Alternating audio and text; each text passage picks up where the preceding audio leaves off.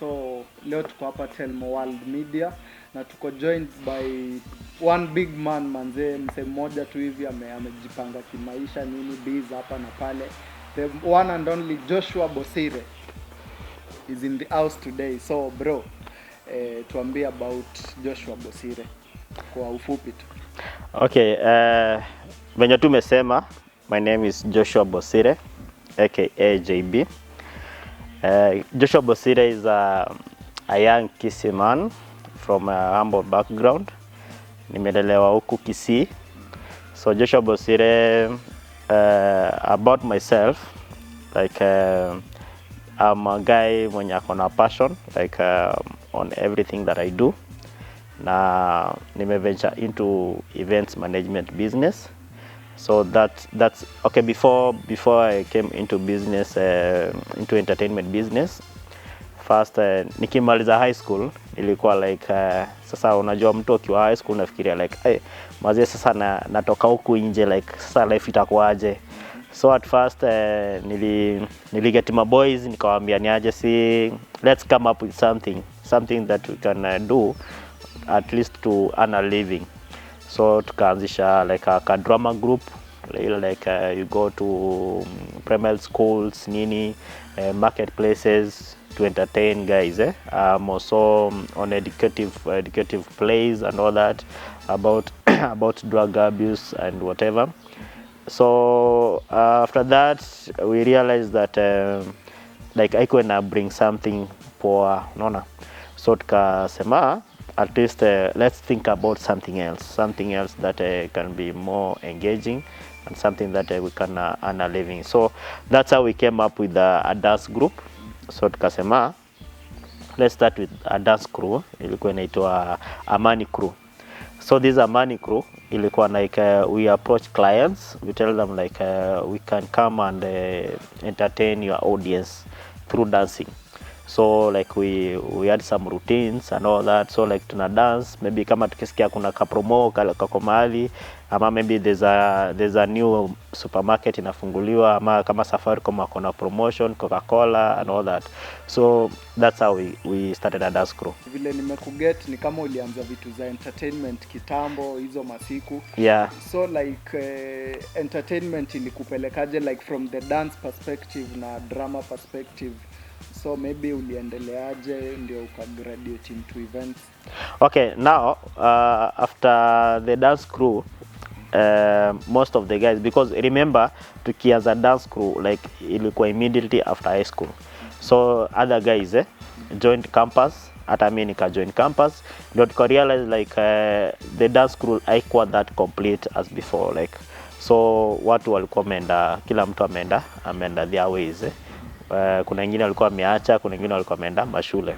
So and then now I realized that I still had that passion like for entertainment industry. So nikaamua kuwa a brand ambassador, like a promoter for brand activations. Let's say if there's a new product coming up, I promote that product. Nona.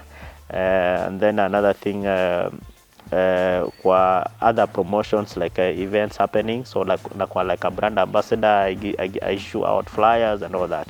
So after that, now that's when I realized that I can now start planning events for clients, because nilikuwa nimeanza kubuild a client database. So I remember when I thought about planning an event, I had no idea at first. So I had to do my own research. I had to attend various events. At least I get more knowledge about events. Yeah. So bro, tell us about vile tu ulianza events. Like unajua kitu kama hiyo si kitu tu unaamka leo unasema wacha nipige event. So like ilikuwa aje event yako ya kwanza, maybe kupanga ilikuwa aje? So maybe tuambie briefly na ilikuwa wapi? Okay, at first of course I had attended so many events, but I had no idea on how to plan one. So I thought of coming up with a few business cards and then start approaching clients.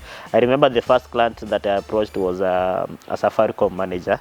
So I approached him, nikamwambia by the actually even before gaining access to that manager, at the reception like walikuwa like, why do you want to see the manager and all that? So nikamwambia like, I have ideas on how maybe I can do activations and all that. So the manager, once he gave me that audience, nikamwambia like, I have the capability of planning an event for you. So he gave me a benefit of no doubt. Akanipatia the first job, ilikuwa in Migori. Walikuwa wanafanya an activation in Migori, unaona, because in Migori there's no Safaricom shop. So akaniambia like, there's this particular activation that we want to do, now come up with an idea on how you can activate that event, unaona. So I came up with a quotation nini, and then the quotation was approved. So that was the first event that I did. Actually, the manager was impressed because on that particular day they did a lot of sales. It was a 3 days activation, so it was a successful activation. That was the very, very first event that I planned. So if I'm getting you right, you began event planning right from Kisii? Yes, from Kisii. So what made you now go to the outside world? Because unajua watu wengine upiga ya kwanza then unafeel hii hapana, like maybe how did you maneuver with the challenges? Because obviously pia ulipata challenge kidogo ndio saa uone unaweza escalate uende Nairobi and stuff. Yeah, so now after doing several events, now at least now that's when the guys around, they realized that I'm an event planner. So I started getting some gigs nini here and there. But now the challenges was like, now everyone wanted to do events, no. So then we realized that there was unhealthy competition. You know, everyone loves competition, but when the competition becomes unhealthy, the environment doesn't become is no longer conducive. So I realized that now I need to expand. I need to get a more competitive environment, a more competitive industry, and more professional. So that's when I started to move to Nairobi, so that actually I challenged myself if I'm able to do an event in Kisii. Because most clients, when I started doing events in Kisii, they thought I'm in Nairobi. So they were like, when they call asking for a quotation, and then I tell them, by the way, I'm from Kisii. No, we are looking for someone who is in Nairobi. So I couldn't manage to do events in Nairobi while I'm in Kisii. So that's when I started to move to Nairobi to plan events in Nairobi. So now from Kisii umefanya gig ya Safaricom, umeenda Nairobi. What was your first gig in Nairobi? Okay, my first gig in Nairobi, at first it was a bit challenging because when I approached the clients, they were like, we don't know if you exist, no, we've never seen your work before. So I started working with a guy in Nairobi, and then when approaching the clients, it was a bit hectic because most clients they have their own events managers. So the first gig, I remember, it was a roadshow. It was a roadshow when a client approached us, akatuambia like, can you provide a roadshow track for us? So we provided a roadshow track, and it was successful. At least now from there, most guys, they started realizing about what we do and all that. Yeah. So guys, tuko hapa, tuko JB sasa, JB Events. Ningependa maybe utuambie JB Events, maybe uko na wafanyikazi, kama uko nao personnel ni wangapi hivi, and how you maneuver? Yeah, I have almost 40 employees who are working on a commission-based job. They are working on a part-time. So that means when we have a gig, that's when they come into play. They get assignments and all that. And I also have a marketing team that we work on a daily basis, approaching the clients, doing presentations, telling them about JB Events, the services we offer and all that. Yeah. Yeah, so JB Events, kumbuka ni Joshua Bosire, manager CEO JB Events. So ningependa maybe utuambie ni kwa mwaka ni mwezi gani biz huwa ina boom, like ile una feeling hii mwezi yenyewe hapa job iko fiti. Okay, the season yenye busy na boom sana sana inakwanga December because it's a festive season. Like you know, unapata most clients they plan events as from January. Unapata like if there's an event happening on December, they start planning earlier. So unapata most events zinagukanga December. So unapata December inakwanga the festive season. Another period yenye unapatanga busy na boom, it's during the political campaign period. Unapata like every aspirant wants to market themselves, they want to do road shows, they want to do party launches and all that. Yeah. Yeah, so JB events, maybe one of the challenges yenye imekuwa ikitingisha biashara ni this corona stuff and nini, ilikuwa affect aje na ulimanuva aje, cause people say busy ilienda chini now that events zilikatwa and stuff, so ulimanage aje ku go through corona and how are you dealing with it? Yeah, so when after corona, like because when the pandemic came to Kenya, most events like the capacity was cut down from 500 1,000 to 100 packs, because of the COVID regulations, the Ministry of Health regulations. So we realized that most clients they stopped doing events. So they started doing online events, the virtual events. So we started approaching clients, doing presentations, telling them on how we are able to do a virtual event. Let's say if a client has a conference, they can be able to do a conference virtually, like because most of the employees, they were working from home. So if it's a CEO doing a conference, we can do a virtual interview, and then the rest they join that conference through Zoom and all that. So we started doing virtual events. Another thing that we started doing, we introduced, it's a digital marketing service, because most clients they switched from offline marketing to online marketing. So we started doing presentations and sending proposals for digital marketing and social media management. So we manage accounts for clients, let's say Facebook and Instagram. So nataka tujue now that deck ndio inakuanga boom, ndio ile mnakuanga mmekafunga in a way. So tell us about December 2021. How many gigs did you pull up na ilikuwa aje? Okay, in December 2021, that is last year, I managed to do we managed to do 3 events. There's one in Nairobi, like one of the celebrities approached the JAYB events, and we managed to do a successful event. It was a private party, and then another event, it was at Kenyanya Stadium. It was an NDA party that we did for the servant boys. So they approached us. They approached us, told us that they have a concert that they are planning to host Kisi artists. Yeah, and then we did the setup for sound systems, stage lighting, and also we did a road show on the same. Another event that we did, it was at Maya Resort at Sameta. It was a poolside event, a family fun day that we did for MC Miggy, the champion. Yeah, I think that's the major events that we did during the end year. Do you have packages for events, ama how do you charge for your events? Like for example, if it's a pool party or something, what are maybe the rates for different events? We don't have particular packages for events. What we normally do, once a client approaches us, we first get the full details about the event, because not all events are the same. Let's say the first thing that we request from clients is we get to know when the venue is happening, because the duration and the date is very important. Number 2, it's the date when the event is happening, because we have to check on our calendar if that particular day we have another event.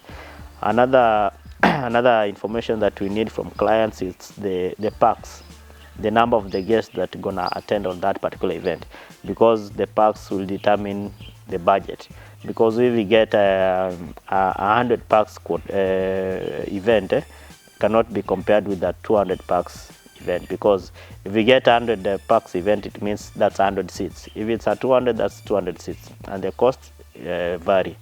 Another information that we also need is what is the type of the event. Is it a wedding? Is it a baby shower? Is it a birthday party, or a corporate event, or a concert? Another information that we need is the venue. Where is the venue? Is it an outdoor venue or an indoor venue? Yeah.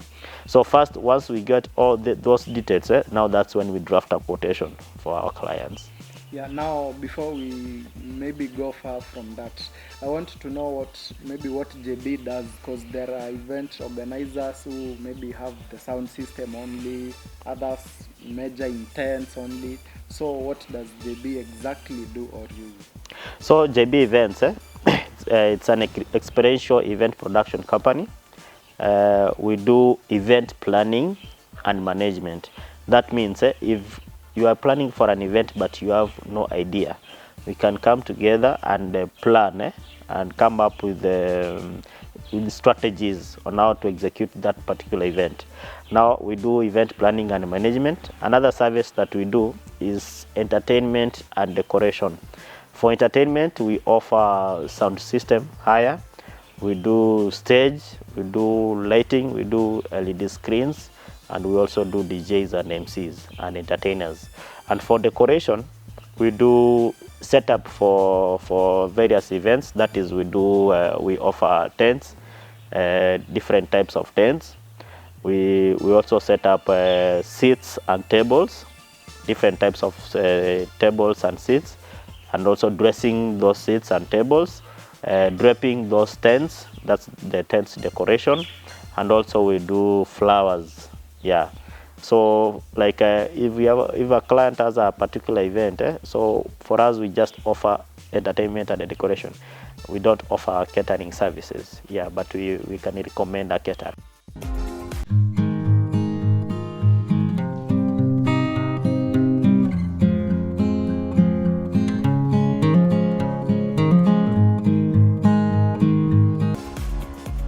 Kila job tu kuwa na challenges, ni venye maybe wasee huku nje wajui. So JAYB Events ni challenges gani unapitia? Okay, one of the major challenges zenye sisi upitia as JAYB Events, we get a lot of inquiries, clients call on a daily basis, they want a quotation. So on a daily basis you can draft 10 to 20 quotations, but out of those quotations, it's very few clients who come back to us, or maybe who give us feedback and all that. Though we also follow up, but most clients, they are not open. Maze enyewe, my budget iko hivi, can we negotiate, because we are flexible.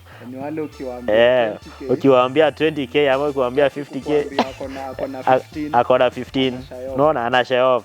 Unajua ni venye most clients, the ones that tumework now, sio haimaanishi kwamba ile budget yenye tuliquote ndio tumework nayo. But if a client comes back ama anasema maze enyewe, I love your work, but at least be flexible, let's negotiate. Unaona, let's negotiate nini tuone venye tunawork nayo. So if such a client yuko, tunakaa chini, tunapiga hesabu if there's some items that we gonna deduct nini, and then sasa tunafikia budget yake.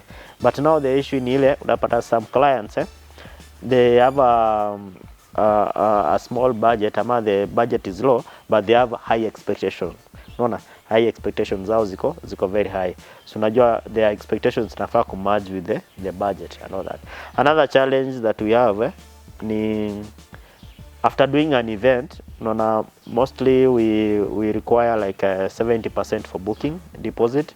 Unapata most clients hawana hiyo 70%, but wanasema can we at least do 60%, na tunakubali. But ikifika time ya payment kumalizia inakuwa ni issue. Though those are some of the challenges that we had before. Unapata client unamfanyia kazi poa nini, ikifika kwa payment anakupatia check. Unaona? I think in one of the events in Kisii I did, one of the clients gave me a check and then ika bounce, unaona, na already the event has happened. So kufuatilia nini ikapotelea tu hivyo, unaona. So like those are major challenges. And then another challenge, unapata there's some months unapata like there's no events, so napata kumanage nini, kulipa, kusort out the bills nini za office and all that, inakuwa a challenge. So I think those are some of the challenges that, but when it comes to execution, we don't experience any challenge because our team is professional, disciplined and punctual. Yeah.